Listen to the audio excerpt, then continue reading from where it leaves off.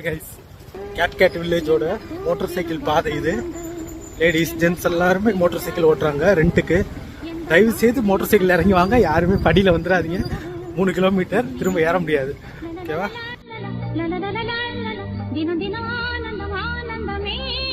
எந்த பூவிலும் வாசம் உண்டு, எந்த பாட்டிலும் ராகம் உண்டு, எந்த வாழ்விலும் அர்த்தம் உண்டு. புது உறவு, புது நினைவு.